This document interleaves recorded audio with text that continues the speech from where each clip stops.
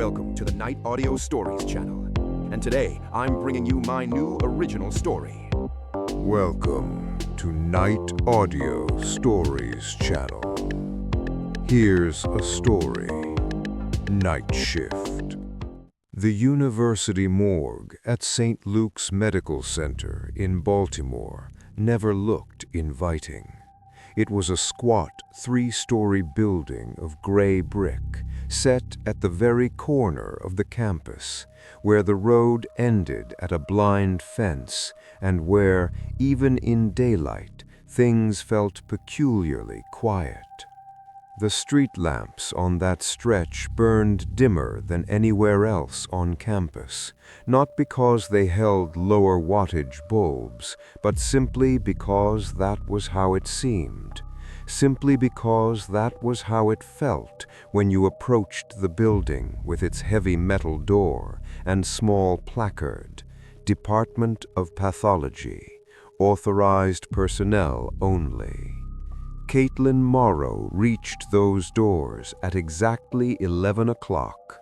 She was punctual by nature, a trait inherited from her surgeon father, who considered tardiness a moral failing. Second year at Johns Hopkins School of Medicine, GPA 3.9, specialization in forensic pathology. She had chosen the night shift deliberately. During the day, the morgue was crowded and chaotic, instructors constantly commenting on everything.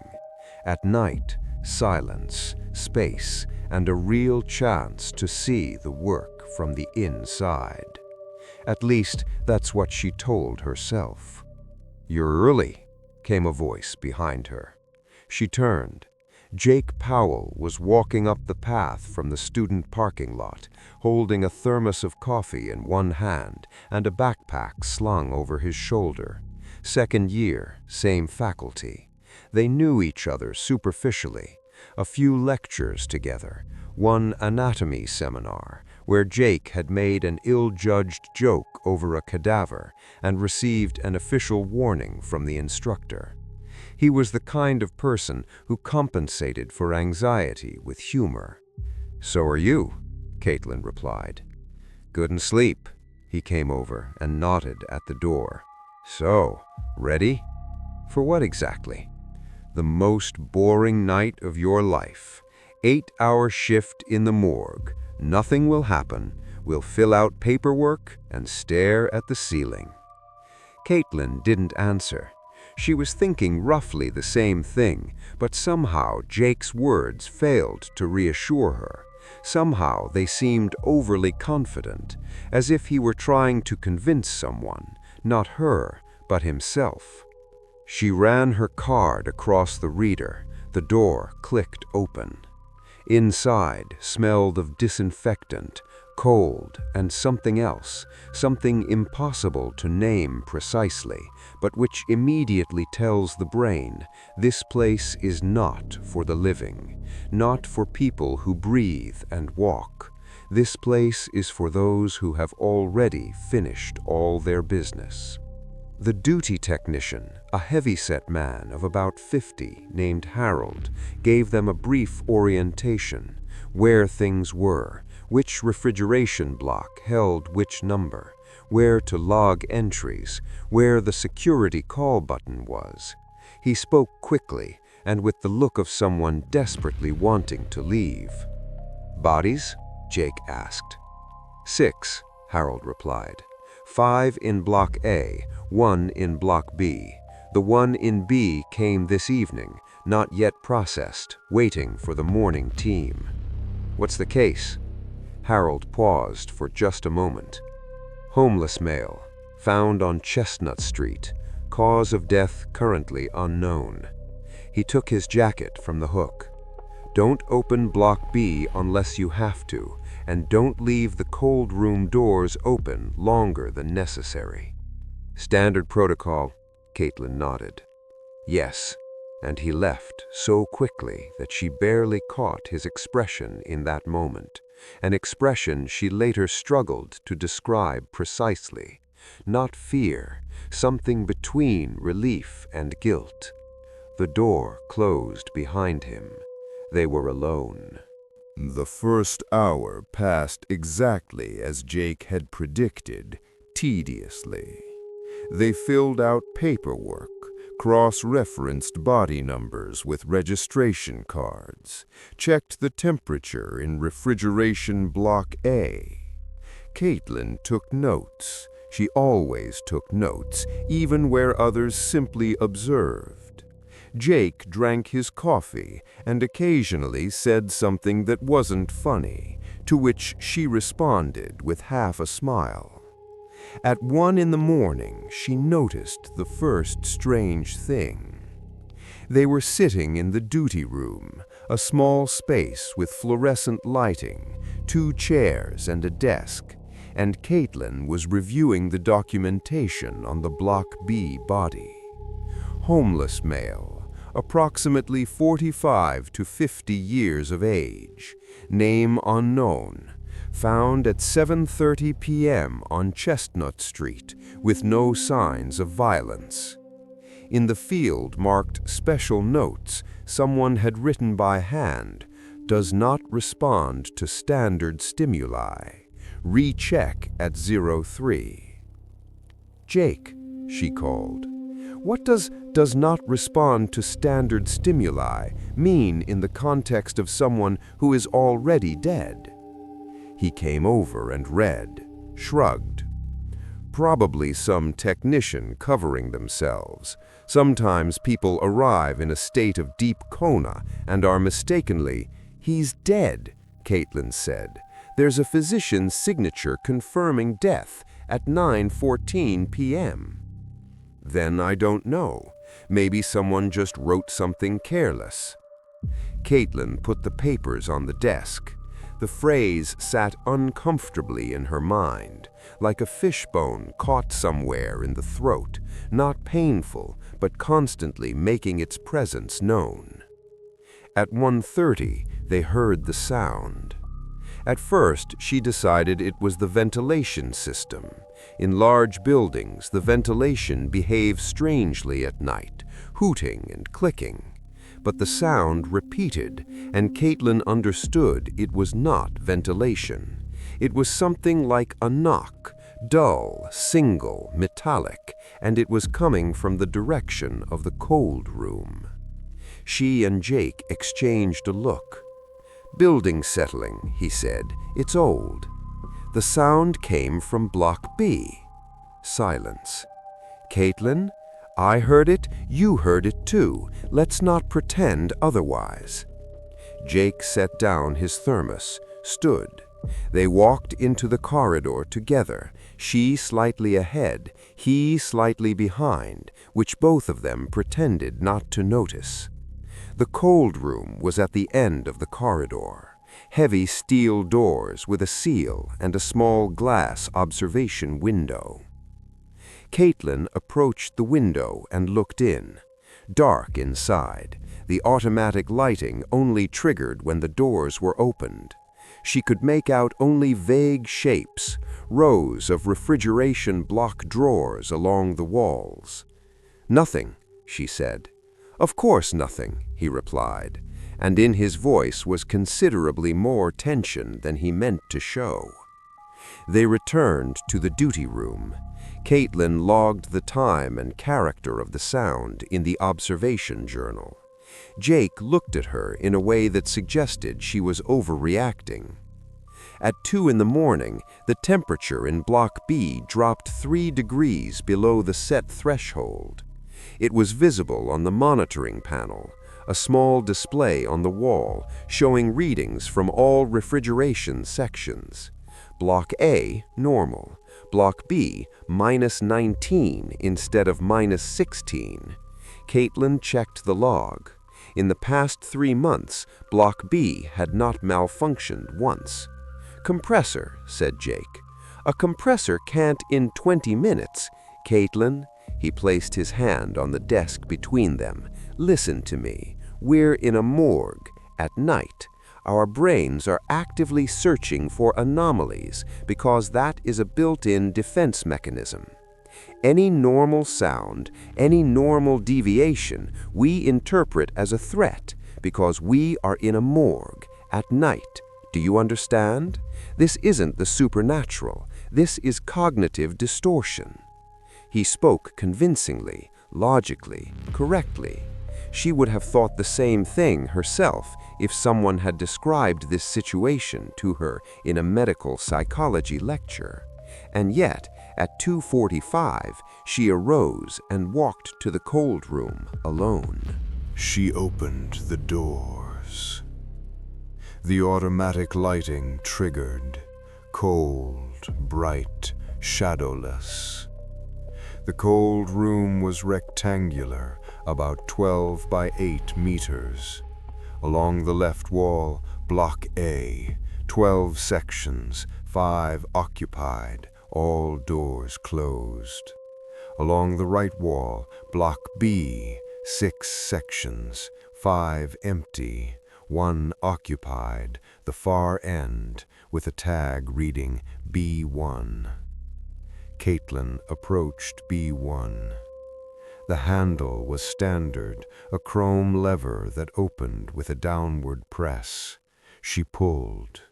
The tray slid out silently, well-lubricated rails, and on it lay a man, the body covered with a sheet to the chin. She lifted the corner of the sheet and looked at the face. An ordinary face. Dry, sunken, with deep creases, dark skin, gray hair, eyes closed, lips slightly parted, as always happens when the facial muscles finally relax after death. She stood like that for about 10 seconds, studying it. Nothing unusual. A dead man. Simply a person who had died and was lying on a metal tray in a university morgue. She was about to slide the tray back when she noticed the hands. The hands lay at the sides of the body over the sheet. Left palm down, right palm down, but on the right wrist, between the middle and index fingers, there were scratched marks, not applied, scratched with fingernails or something sharp, shallow but clearly. They resembled symbols, not Latin letters, not numerals, something else, something she did not recognize. She photographed the wrist with her phone, slid the tray back in, closed the drawer of Block B1. Leaving the cold room, she noticed one more thing. On the floor in front of B1, a very small puddle, a few drops. She crouched and looked closer. A liquid, clear, slightly viscous, not blood, not a solution, just moisture. Where it could have come from on the floor of a refrigeration block, she could not explain. She wrote everything in the journal, showed Jake the photograph of the symbols on the hand. Maybe he scratched them himself. Homeless people sometimes make tattoos or cuts. That's... Caitlin, stop. He was speaking more quietly than before. Just stop for a second. She stopped. Do you hear yourself? He continued. We're 2 second-year medical students. We have a dead body with some scratches on its hand, which incidentally could be anything, and we're already constructing theories. That's not right. We document the facts, hand off to the morning shift, and that's it. He was right. She knew it. She nodded and sat back down at the desk. At 3 a.m, she awoke. She didn't remember falling asleep. She must have dozed off right at the desk, head on her arms. Jake was asleep on the other chair, head thrown back. The same fluorescent light burned in the duty room. She had awoken because something was moving in the corridor. Caitlin stood up and walked into the corridor before she had time to think about whether she should. The corridor, long, straight, with a row of lamps on the ceiling, half of which switched to minimum output mode at night. It was half dark and completely empty. But on the floor of the corridor there were tracks, wet tracks from soles, bare feet, no shoes. They ran from the direction of the cold room and ended roughly in the middle of the corridor, simply stopping as if the person who had left them had simply vanished. Caitlin stood and stared at those tracks for a very long time. Then she took out her phone and photographed them. Then she thought she should wake Jake. Then she thought she should check the cold room first. She chose the first. She went back inside and shook Jake by the shoulder. He woke sharply, frightened, and immediately tried to pretend he had merely been blinking. "Tracks in the corridor," she said. "What tracks?" "Bare feet, wet, from the cold room." He looked at her the way one looks at someone beginning to imagine things. But he stood up anyway. They walked out into the corridor together. There were no tracks. The corridor floor, dry, clean, no prints whatsoever. Caitlin walked the entire length of the corridor to the cold room and back. Nothing. "You showed me the photo," she reminded herself aloud. She opened her phone, gallery, the last photograph, the symbols on the hand of the body from Block B, and before it, nothing.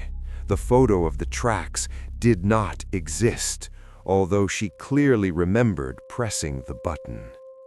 "Caitlin," Jake spoke very calmly, almost clinically, "I want you to do one thing. Look at the monitoring panel." She looked. Block B, -16, normal.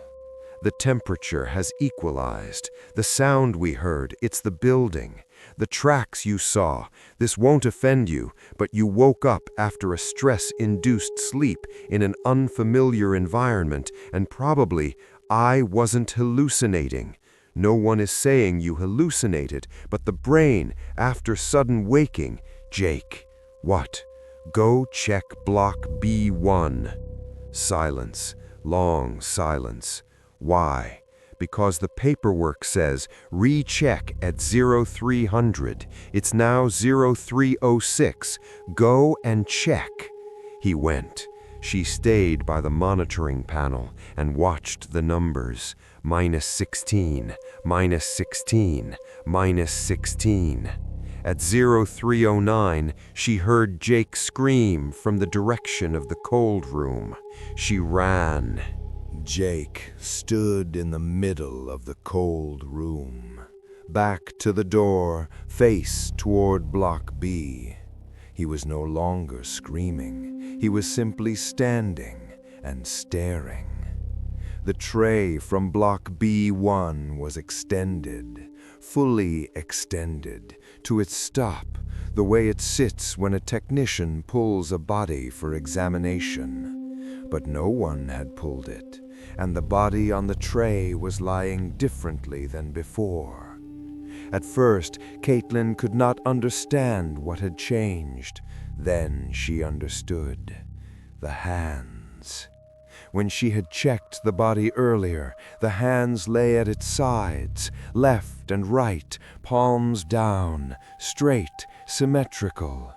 Now the right hand lay the same way, but the left was raised, not raised vertically, not thrust upward, but bent at the elbow and lifted to approximately chest height, palm facing up, like a person extending a hand. "Muscle spasm," Jake said. His voice was level, but too level.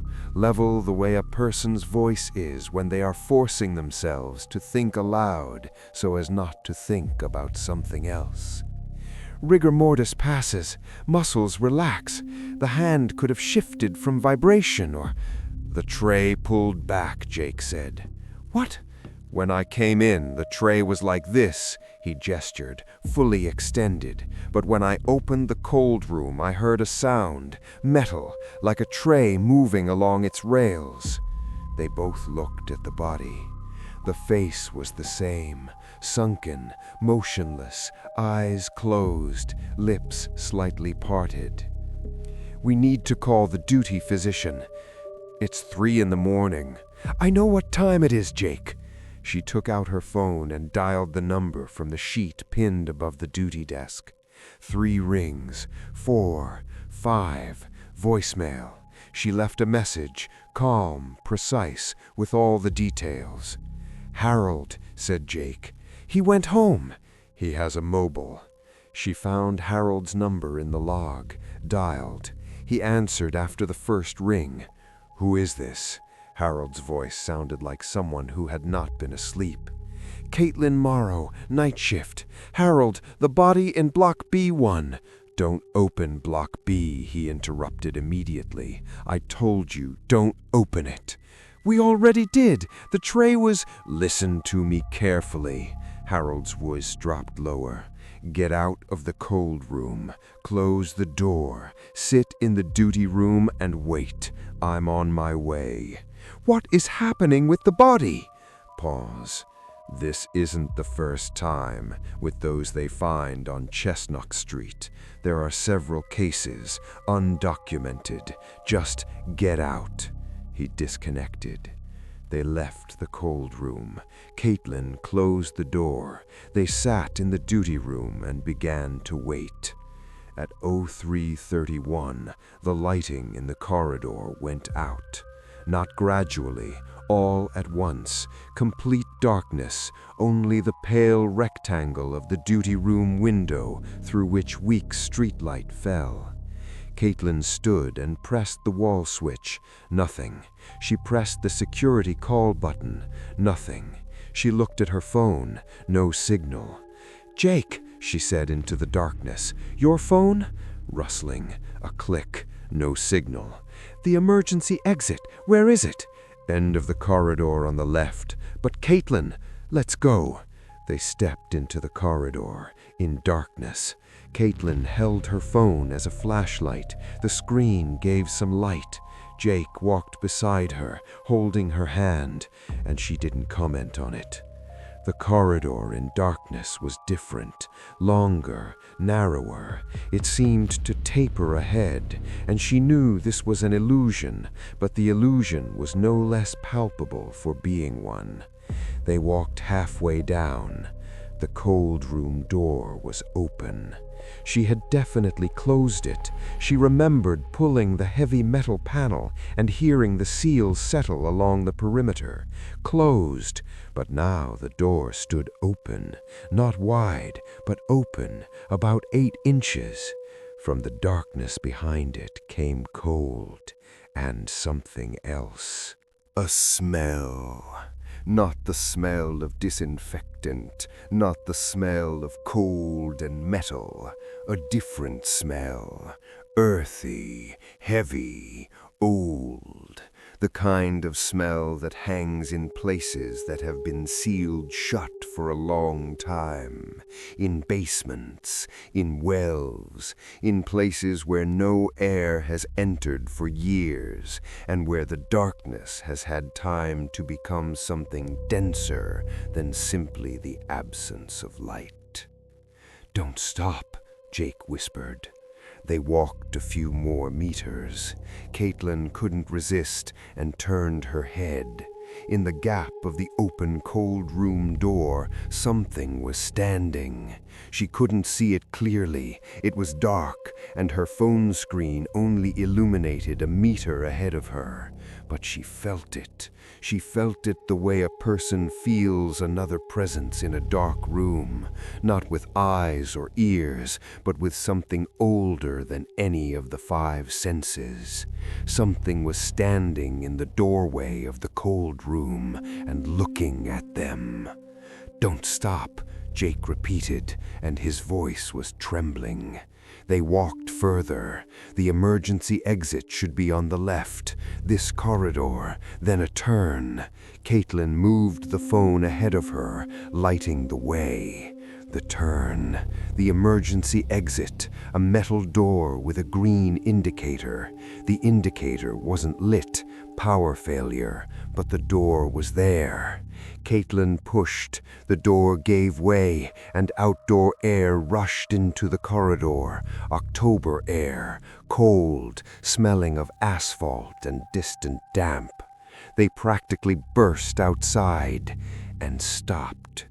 A man was standing before them, barefoot, in a hospital gown, the kind used to dress bodies before storage.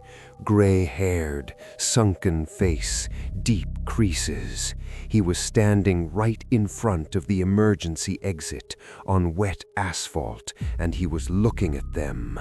His eyes were open. Caitlin stepped back. Jake stepped back. They both knew that face. They had both seen it less than an hour ago, in the cold block, with closed eyes and a raised hand. The man opened his mouth. The sound that came from it was not voice. It did not resemble human speech. It resembled the sound something makes when it is trying to remember how people speak. Creaking, uneven, with wrong pauses. But in that sound there was structure. In that sound there were syllables. Caitlin understood one word. Just one. Come back. Then there was darkness. Complete, sudden, like a switch thrown. Later, much later, and not for them, forensic investigators tried to reconstruct that night from fragments. Harold arriving at 4:20 and finding the building locked. Security arriving at 4:38 and forcing the emergency exit from the outside. 2 students discovered in the cold room, not where they ought to have been, but in the place from which all of this horror had come. Block B1 stood empty, tray pushed in. The body of the unknown man had vanished and was never found. Caitlin and Jake lay on the floor of the cold room. Security initially assumed they were unconscious, the position of the bodies, absence of visible injuries, and a skin temperature somewhat lower than it should be in living people. But the paramedics who arrived at 5 o'clock pronounced both dead. Time of death, by all indicators, approximately 3:30. Cause of death officially left open. Cardiac arrest in both simultaneously, with no pathological changes, no trace of poisoning, no explanatory cause whatsoever. The report read, "Undetermined etiology." Caitlin's phone was found beside her body.